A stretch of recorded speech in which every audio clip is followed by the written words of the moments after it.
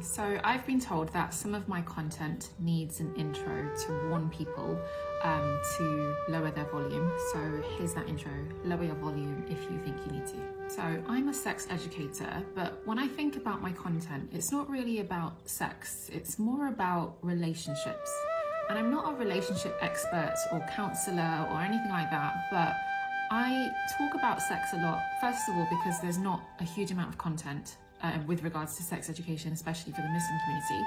But when I come down to the crux of it, it's about the quality of the connection, especially between a husband and wife. Now, a lot of the time, Muslims will bring in Islam to this sort of topic, which has its place. They will bring in things like the rights and the responsibilities of the husband and wife, which does have its place and is important. But a lot of the time we forget about the fact that a marriage is a relationship between a man and a woman. We need to remember that one of the purposes of marriage in Islam is rahmah and mawadda, which is mercy and love and tranquility and peace. And that needs to be the foundation of a marriage. So when we talk about something like intimacy, sexual intimacy between spouses, go back to that rahmah and mawadda. Because I've said many times, consent is important.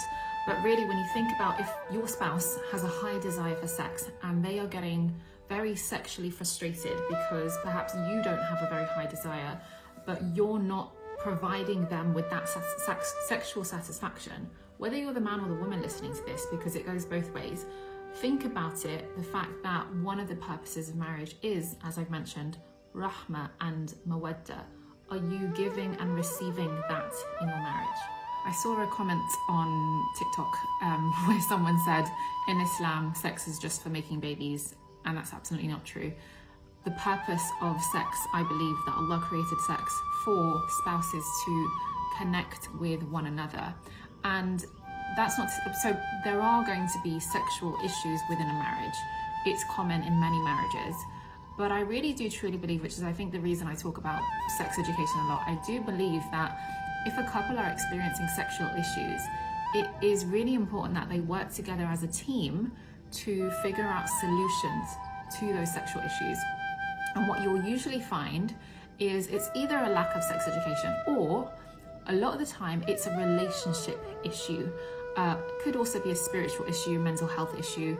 But when you get down to what is the root cause of this sexual issue and work together as a team, if you can solve sexual issues in your marriage, you'll find that you have the ability to withstand a lot of other non-sexual issues in your marriage. Those are my thoughts. I would love to invite you to be part of this, so just leave some comments and let me know your thoughts on anything and everything that I just said in this video. Thanks.